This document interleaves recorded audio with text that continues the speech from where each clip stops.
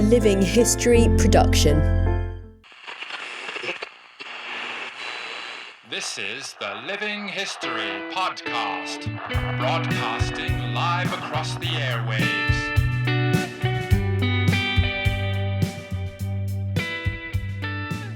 Hello everyone, welcome to Living History, and this week marks the 75th anniversary of VE Day, Victory in Europe, the day that the Second World War ended in the European theatre at least. And what better time to talk about this very important 75th anniversary than this week? And joining me is someone who's been on the podcast before. His podcasts have been some of the most popular we've done, and I'm sure this one will be no exception. It's Professor Gary Sheffield. Gary, thanks for joining us via Zoom all the way from the UK.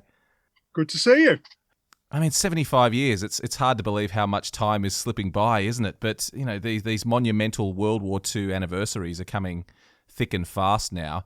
1945, and I don't think there's a lot of focus on 1945 in Europe. Everyone seems to sort of get to, you know, D-Day and then summarise the war as sort of being wrapped up relatively quickly from that point onwards. But there was so much going on in 1945, and obviously we can't cover the entirety of everything that was happening, but we're going to touch on a few key points, aren't we? Well, that's right, but you've struck on a really interesting point. Well, in fact, 2 points straight off. The fact that it just seems not so long ago we were commemorating the 40th anniversary of VE Day. At least those of a certain age remember it.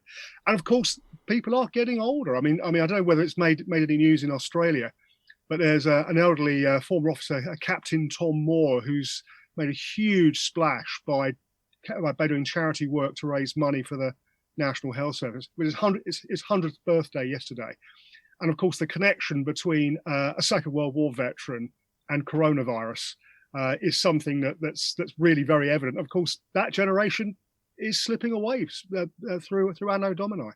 It's hard to believe, isn't it? It feels like we only just said goodbye to the World War I veterans, and now within a decade, we're going to have said goodbye to the last World War II veteran.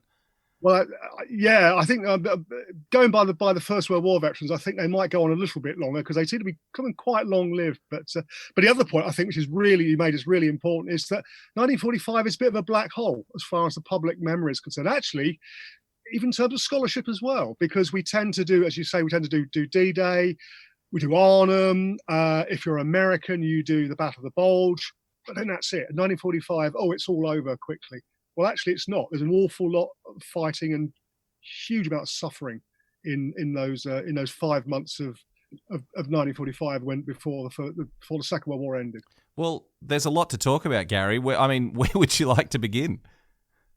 Well, shall we start with the situation at the beginning of 1945? That sounds fantastic. Paint us a picture. Right. Okay. Well, it's going against the narrative that some people have. It's sort of plain sailing from the late 44 through to VE Day. Of course, on the 16th of December 1944, the Germans launched their massive counteroffensive in the Ardennes, the Battle of the Bulge. And this was a failure. In fact, it was a complete failure. And it used up some precious resources that the Germans had in an offensive in Belgium that was always going to fail. It made some initial progress, largely because the weather was really bad, which meant that the Allies couldn't use their air power. And then 2 days before Christmas, the air cleared, the weather cleared, and suddenly it was free for all as the Allied air forces attacked the Germans on the ground. But of course, it actually caused a really big shock to the Allies, who did think it was simply a matter of grinding forward and destroying the Germans. Of course, they knew that it wasn't going to be easy, but the fact the Germans could produce this attack, which took pretty well everybody by surprise, was a tremendous shock. And so, if you're looking at it from the point of view of, say, Eisenhower at Supreme Allied headquarters in early January 1945, it doesn't seem like a done deal. It doesn't seem like the war is over. But the Allies are, in the Western Allies, basically the British, Americans and Canadians, effectively, with some French and some other forces, are advancing quite steadily, in spite of what I just said about the Bulge. But of course, on the other side of the continent, the Red Army has really got the bit between its teeth. In 1944, it overran pretty much most of Poland, or to the middle of Poland anyway. And on the 17th of January 45, in part as a response to the Battle of the Bulge, at least it made the situation easier for them, the Soviets launched an enormous offensive, the Vistula-Oder offensive, which I suspect very few people in the West have heard of. But anyway, it took them from the River Vistula in Poland to the River Oder in Germany. I was talking about the boundaries in 1945. They're different now. And it was enormously destructive. It chewed up the German forces. Masterly display of operational art on behalf of the Red Army. Basically, they carried out deception operations, fooled the Germans into sending their reserves to wrong places, and then smashed through. And it took the Soviets, the Red Army, to within about 40 miles of Berlin, at which point they paused basically to allow the logistics to catch up. But the battle in the east, I'm not saying this underplays what the Americans, the British and the Canadians are doing in the West, but in the East, it is simply on a far vaster scale.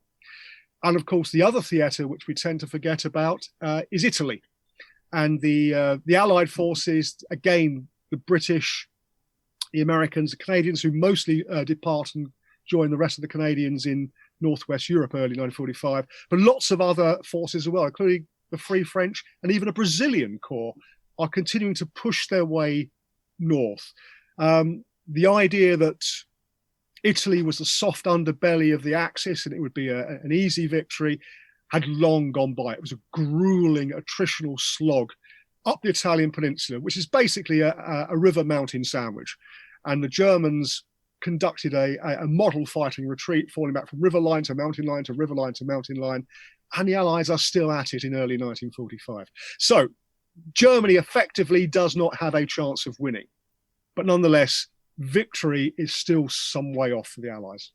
Well, talk to me about the German mindset, because, I mean, what the hell were they thinking? From 1942 onwards, you know, it was just defeat after defeat. It was just, I mean, talk about inevitable. They're facing the greatest powers in the world against Germany virtually on their own. I mean, what was their mindset? I mean, and they'd had the experience of the First World War only 25 years earlier. What could they possibly do? What were they thinking at this time? Well, numerous ways of answering that, but to pick up on your last point, the First World War was a really significant influence. And the idea was completely untrue, but this was what believed, particularly at the highest level of the Nazis, Hitler and so on, that the German army had been in the field in 1918, had been stabbed in the back, and, you know, things could have been different. This time, they were going to fight on to the bitter end. So there was a negative lesson from 1918. Well, what were the Germans thinking?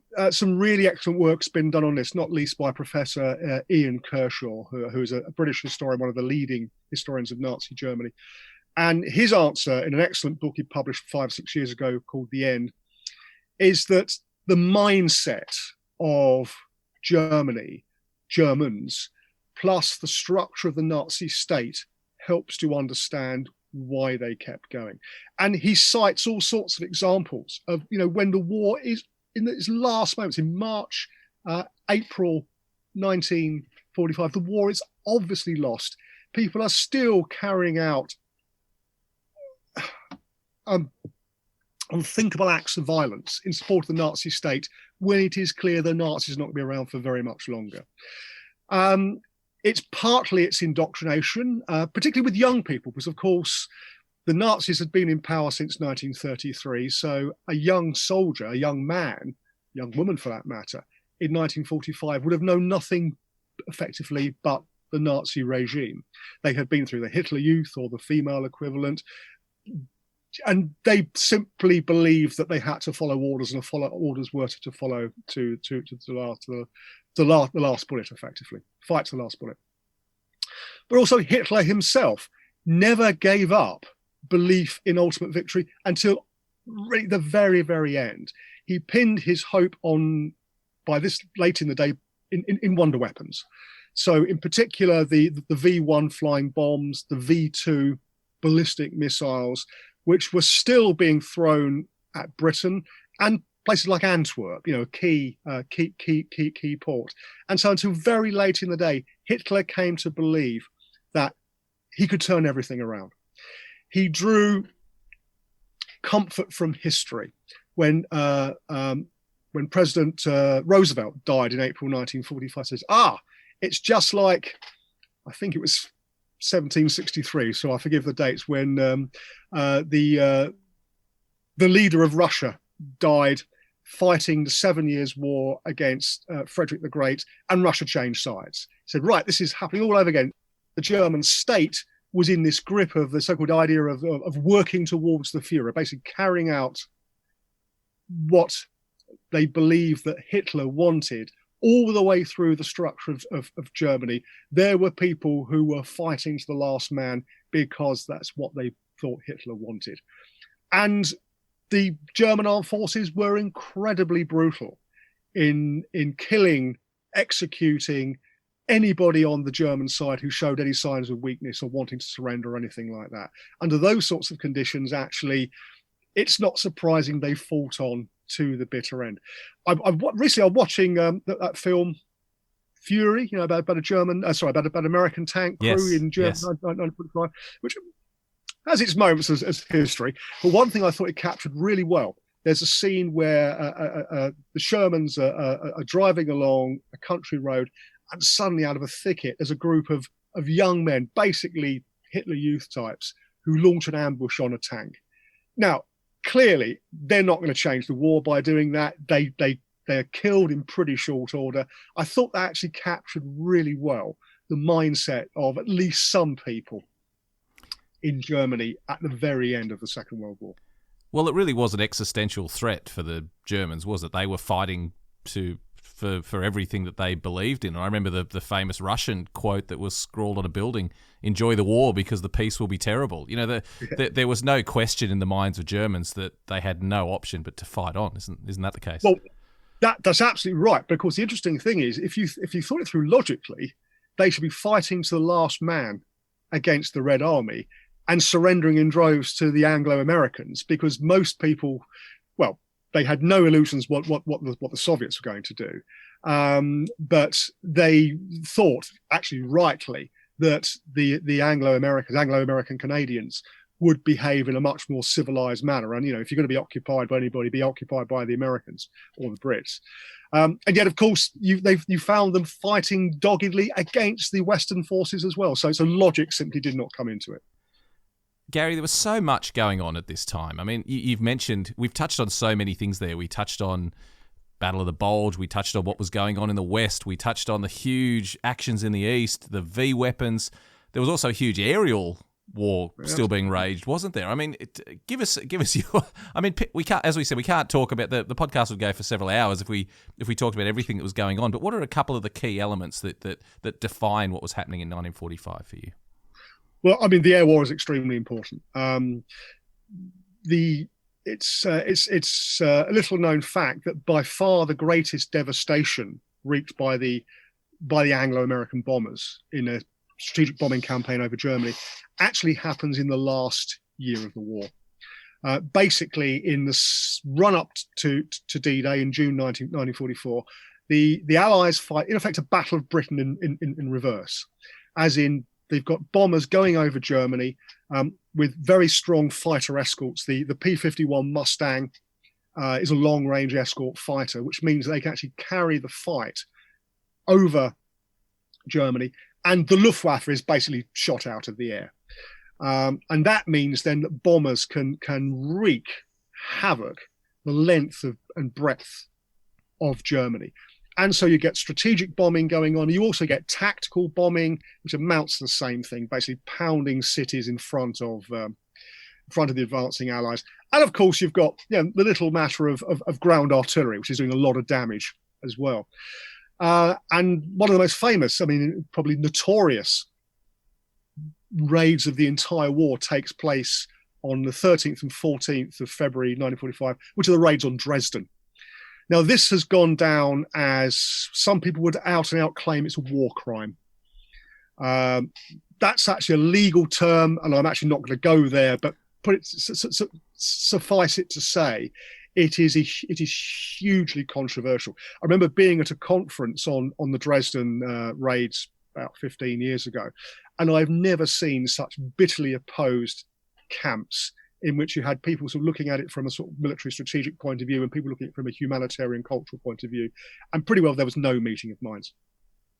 But Dresden in particular, I think, is very significant because people, and this is going back to the point you made very early on, simply forget how bitter fighting was in 1945. That from the point of view of Allied headquarters, Dresden was seen not merely as a legitimate target, but as a desirable one, because it was a city which had pretty well been untouched by bombing at that stage. It was a major railhead. It was, if you like, a sort of a communications hub. And if it was attacked and successfully destroyed, it would hinder the Germans moving their forces to the Eastern Front to face the Soviets. Many other cities had been attacked under similar rationales up to that point. What made Dresden different is it was crowded with refugees. It was a cultural gem. It was described as a jewel box. It's a beautiful architectural rest of it. Very little touched up to that point. And air raid shelters were pitifully inadequate for the population. And it's one of those days which happened sometimes in the air war. The attacks on Hamburg in July 1943 is another example when everything went right for the attacking bombers. And basically they created a firestorm, which burnt out the city, killed 25,000, 30,000, something like that people. We don't really know for sure. Grossly exaggerated figures have been put out, over 100,000. It's not that, more probably 25 to 30,000, but that's bad enough. Following the RAF raids over the night of the 13th, 14th of February, the Americans then attacked the following day, basically, as the air crew would have called it, to bounce the rubble. And this was shocking even in the context of 1945. And it's noticeable that Churchill, who was one of the key proponents of strategic bombing earlier in the war, tried to distance himself from it. And not surprising, Arthur Harris, Bomber Harris, the head of Bomber Command, was absolutely furious about this. And it's this great moral question mark against the conduct of the Allies. And I'm not going to attempt to whitewash it or explain it away or anything, but simply to say that the Second World War was such a ghastly moral vacuum. And my take on it, I think the only take I think makes any sense, is to say that it's an example of total war. This mindset by which you do anything to the enemy to hasten victory. And if you like, the juggernaut of total war was careering down this road, and it wasn't going to be stopped until the war was over. So you've got Dresden, you have other raids, you've got appalling atrocities being inflicted on the German civilian population by the Soviet forces advancing. It was a truly grim and gruesome period, and one I think that we in the West have never really come to terms with. We have a sort of, I won't speak for Australia, but certainly in Britain, we have a very sort of glowing, sort of rosy, nostalgic view of the Second World War as being Britain's finest hour. And yeah, you must have had the comedy show Dad's Army being shown in Australia. Absolutely. Absolutely. The Dad's Army image. Well, you talk to someone from France or Germany or Poland and Russia, they find this sort of nostalgia for the Second World War utterly unbelievable. That's because, sticking my neck out and being controversial, the British barely experienced total war in comparison to the continental Europeans, and indeed some Asians. Figure 60,000 roughly British civilians die as a result of enemy action in the Second World War. That's an appalling figure. 600,000 German civilians are killed as a result of the Anglo-American bombing campaign. That puts it in a nutshell. Britain's war is bad enough. It's barely registered in terms of horror compared to what happens on the continent. It's so ghastly that in some ways it's hard to believe it was only 75 years ago, that there's still thousands of people who lived through it and committed these atrocities. And, I don't want to use the word atrocities but I just mean in terms of the horror that was inflicted on other human beings. I mean, there's still people alive that lived through this. And in some ways, you look at the Second World War, it belongs in some medieval horror story, just in terms of the ghastliness of what people were prepared to do to each other. Do you feel that I think you touched on it there, but do you feel that we've tried to move on from that in some ways, that we've tried to just focus on the glory and the triumph, and we've tried to put aside some of those more ghastly stories? It depends who you're talking about. I mean, because there are different national narratives. In the case of the British and the Americans, and I guess the Aussies, of course, there were a number of Australians there, particularly in Bomber Command. I think that's absolutely right. We don't want to dwell on the ghastliness, although it's evident enough at the time. You find soldiers and people who visit Germany at the very end of the war or just after it, utterly aghast at the sheer destruction of the bombing and the ground fighting, and there are attempts by the Allied forces, by the Americans and the British, to try and prevent their soldiers from feeling sorry for the Germans. There was I read a propaganda instruction which handed out, I think to American troops, saying, all kids are adorable, they're wonderful. But 10 years ago, the Nazi who killed your buddy was one of those kids. Don't be friendly with him. Of course, it doesn't work, because the British, the Americans, the Canadians end up, befriending locals, sharing their food, having sex with them. I mean, it's one of the ghastly things is the many German women had to sell their bodies to get food, what have you. On the other side of the lines, there's this appalling mass rape carried out by the Red Army as it advances. I mean, I've been preparation for this. I've been doing some reading around it. I must say, some of the stuff is just difficult to read. It's just so ghastly. But of course, it needs to be placed in the context of what the Nazis had done previously. And actually, if I can just read out, I found the order that Zhukov issued in January 1945 to the Red Army as it's about to cross onto German soil. The great hour has tolled. The time has come to deal the enemy a last decisive blow, to fill the historical task set by Comrade Stalin, to finish off the fascist animal in his lair and raise the banner of victory over Berlin. We shall exact a brutal revenge for everything. And they did. And that's an official order. That's an official statement.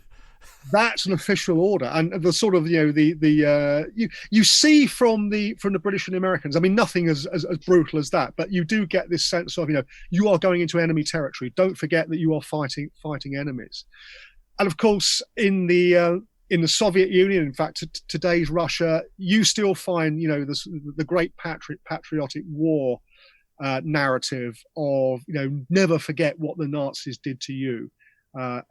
Very live. You also see it to some extent in Poland and in the Baltic states. I think it was 2005 that the leaders of the Baltic states refused to go to Moscow for a VE Day parade because things were all too raw. So from that perspective, I mean, those things haven't been forgotten. But from the point of view of the British and the Americans, the Australians, that's not what we think about. We tend to think about the heroic moments, the Battle of Britain, Normandy, Alamein, that sort of thing. I think you're right, because it's all too ghastly for people to deal with. The underlying thing, of course, is the Holocaust, and one really misleading narrative which has come out in recent years is that Britain and America and the rest of the West went to war because of the Holocaust, because of the Jews. No, they didn't. No, they went to war because the Second World War was like any other war. It was a balance of power struggle. They fought because they didn't want an aggressive power to take over.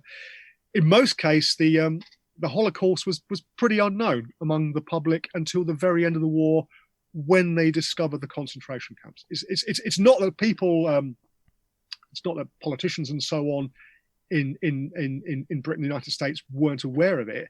It's just it wasn't put front and center of the reason for fighting, which is one reason why, for example, the British uncovered Bergen-Belsen.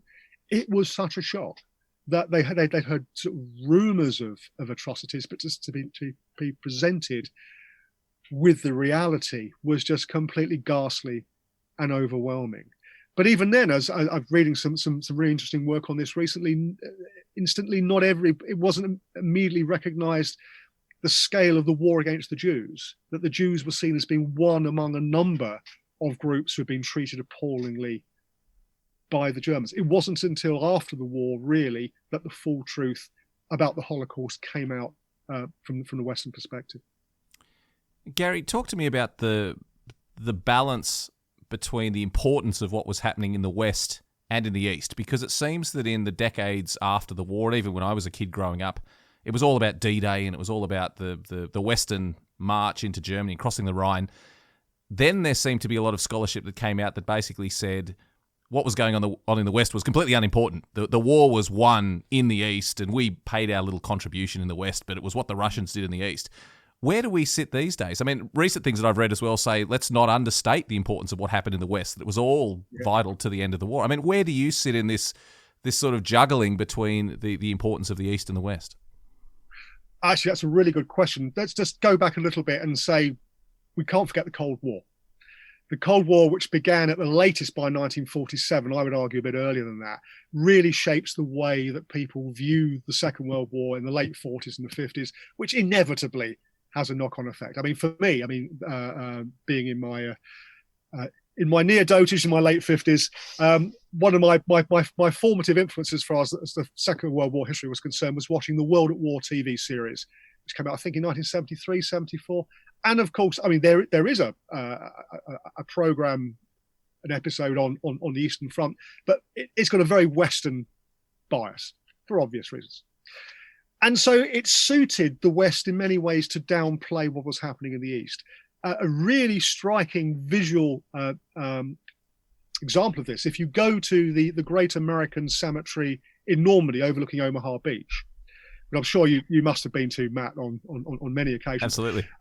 There's a sort of, there's this huge relief map which has these big arrows showing how the Allies break out of Normandy and then go across Europe.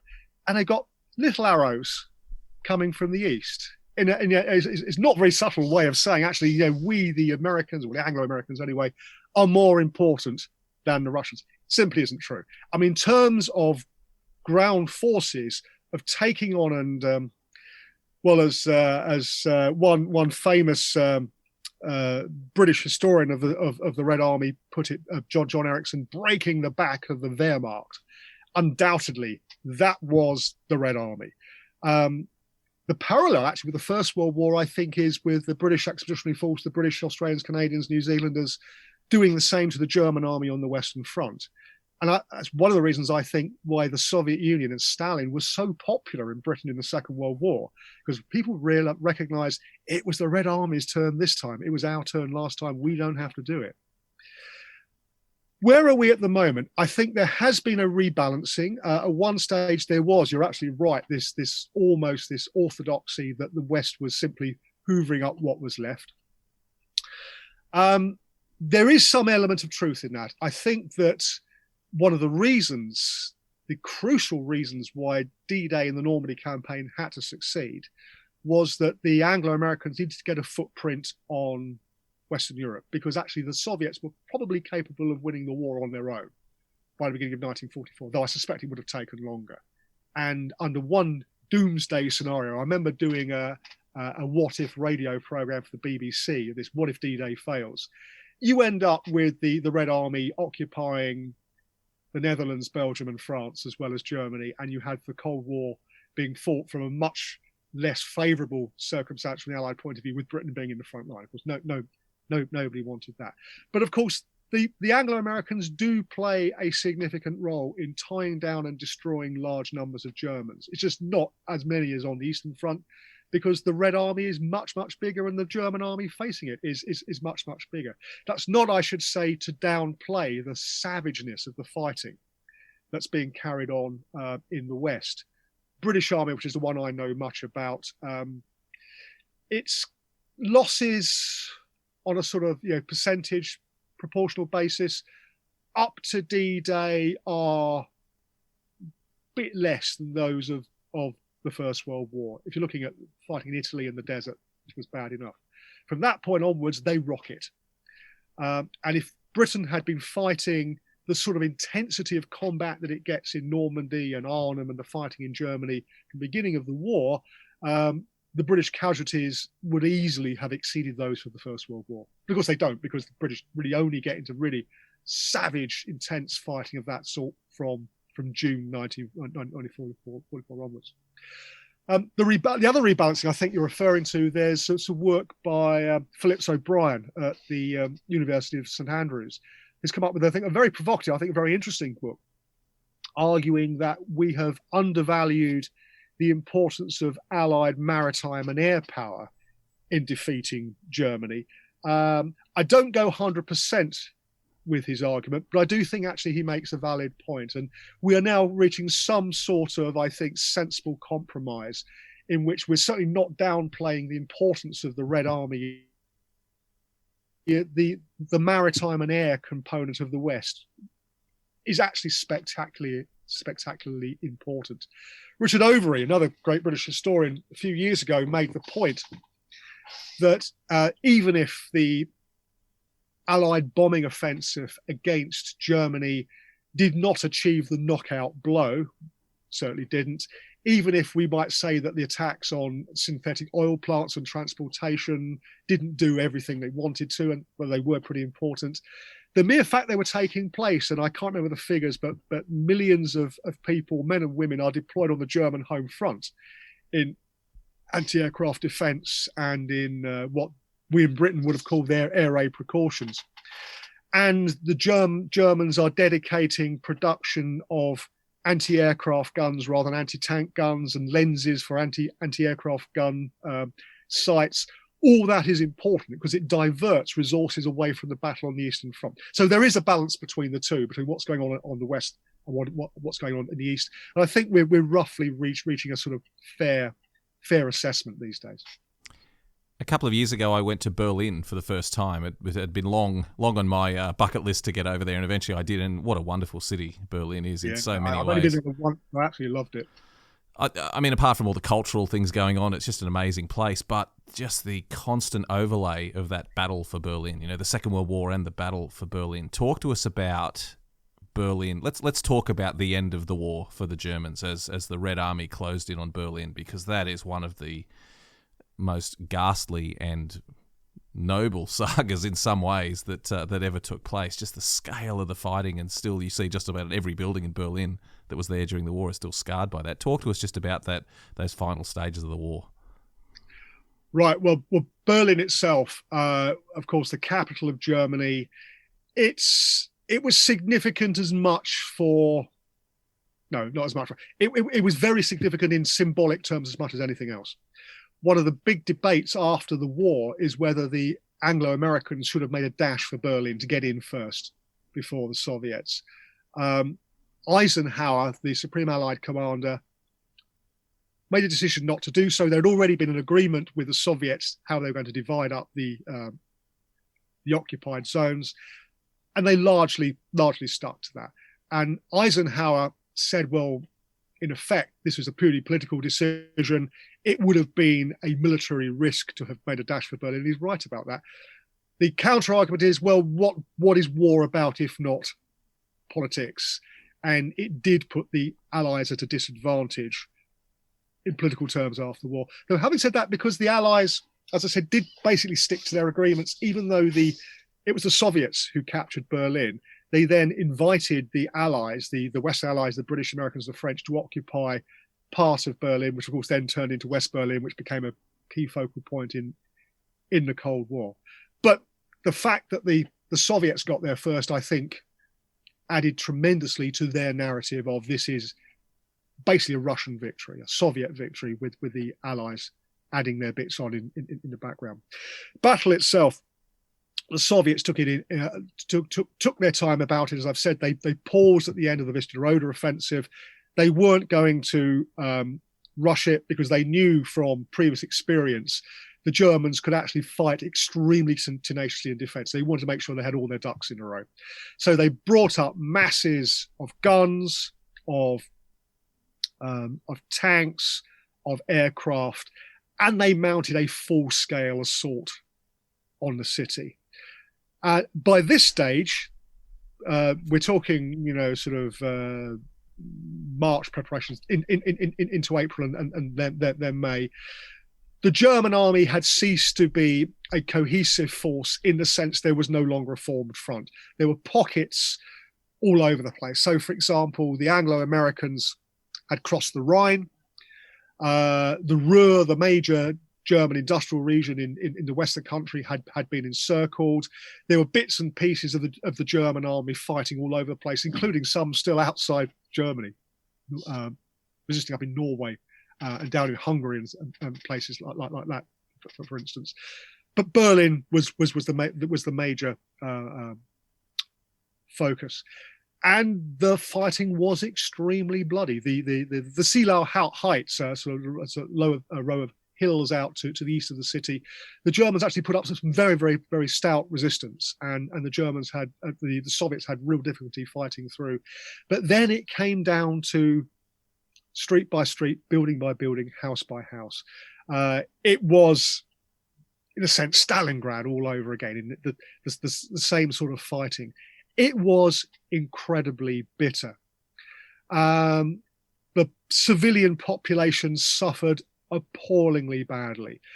The city was crowded with refugees from the east because people had been fleeing from the Red Army, because if they hung around, they were murdered or raped. If they fled, they were likely to be machine gunned or bombed by the Soviets. So they were getting into the city, and that basically made the problem for the defenders even greater. Not to interrupt you there, Gary, but something that I read the other day that I found absolutely extraordinary is, in terms of pure numbers, the greatest refugee crisis in human history, effectively, was the Germans fleeing in front of the Red Army in 1945. It was something like 6 million civilians were forced out of their homes and moved west. It was absolutely extraordinary in terms of the scale. Absolutely. And again, it's almost forgotten in the West, not in Germany. I've got a colleague at the University of Wolverhampton who's German, perfect English, been in Britain for however many years. And I was chatting to her, and she said, yeah, her family was from the East. I mean, I've kept where she comes somewhere in the West, but her family was in the East. She's just said they fled in 1945. I really didn't need to ask any further why. Yeah, I think 6 or 7 million Germans, the greatest refugee crisis in history, rewrites the map of Europe, because of course after 1945, the borders of Poland are shifted to the west. The Soviets occupy a lot of what had been Poland for 1939. Poland takes over a lot of what had been Germany. It causes fewer problems you might think, because there's not that many ethnic Germans left in these areas. They have fled. I mean, there are some, but vast numbers of the population have fled. So Danzig becomes Gdansk, and Breslau becomes Wrocław, and all the rest of it.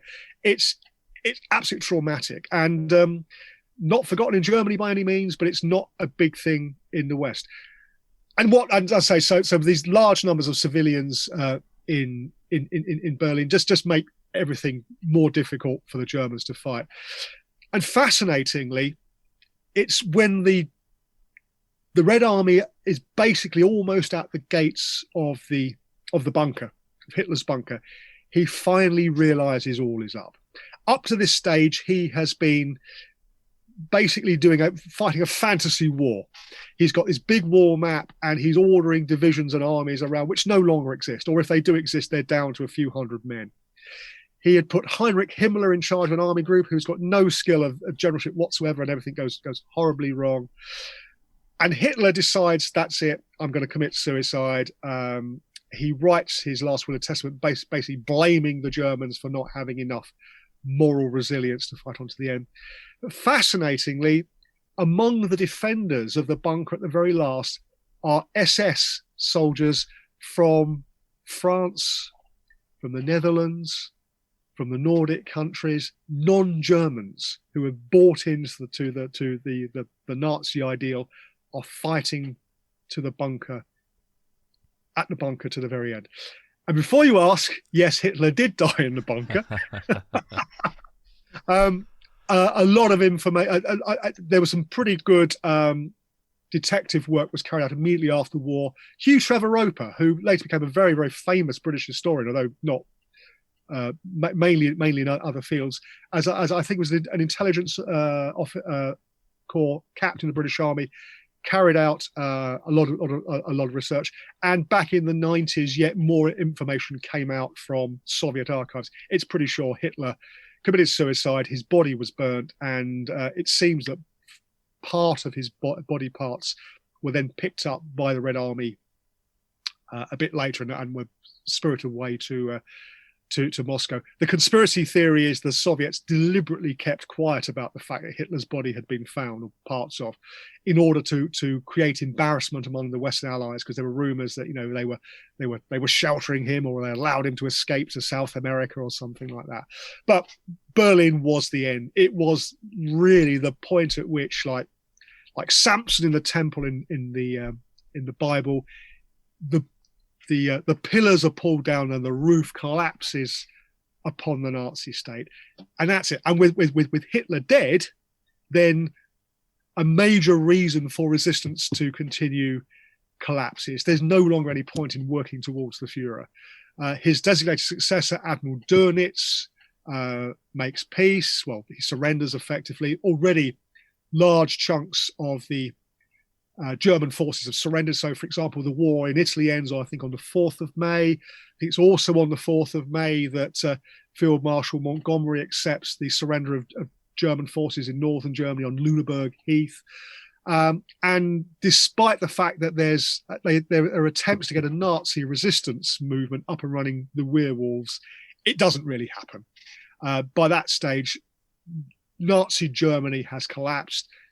Germany is in the grip of occupation from the east and west, and the Germans basically then have to get on with their lives and coming to terms with what's happened to them and being occupied.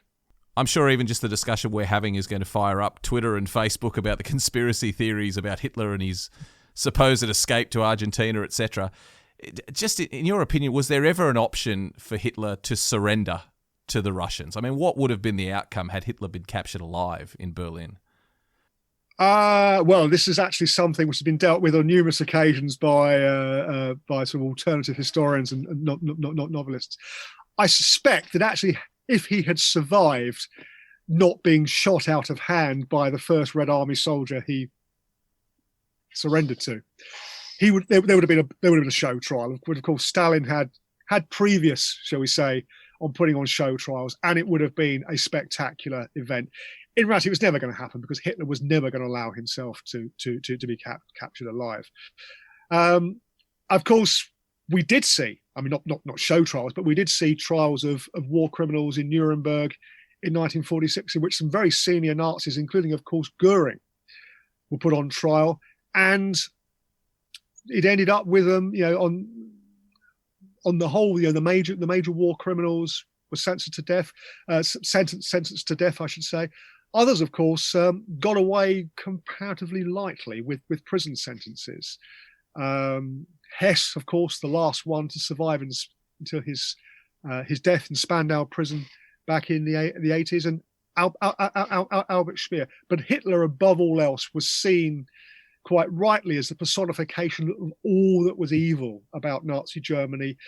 And I think historians mostly go along with the line that if it was not for Hitler, the Second World War would not have happened. I don't mean that there would not have been a major war at some stage, but the Second World War took on its peculiarly racially genocidal character because of Adolf Hitler and because of the regime of which he was the mainstay. So, yeah, I mean, Hitler possessed enough sense at the end to recognize that falling into the hands of the enemies, particularly the Russians, was not a good idea.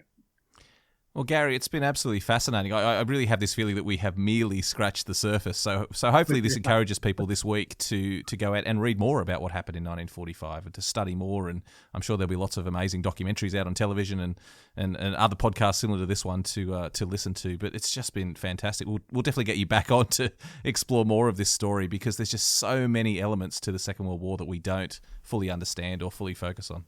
Gary, just as we finish up, if people do want more information, can you recommend some sources where they could find out more about this time? Yeah, sure. There's lots of, really good books about the end of the war in Europe. 3 in particular I think are really impressive. A book by an American historian, William I. Hitchcock, called Liberation, The Bitter Road to Freedom, Europe 1944-45. Paperback came out maybe 10 years ago, 2008. A book by a friend, so I will give it a plug. Keith Lowe's Savage Continent, Europe in the Aftermath of World War II. That came out in 2012. And a book by a historian I've already mentioned, Ian Kershaw, book called The End, Germany 1944-45. And that came out in 2011. So 3 fairly recent books by 3 cracking historians that give real insights into what happened at the end of the war. Well, Gary, thank you so much for coming on and talking about this vitally important chapter of history. It's just been a real pleasure to have you on the show. Great, and look forward to speaking to you again in the future.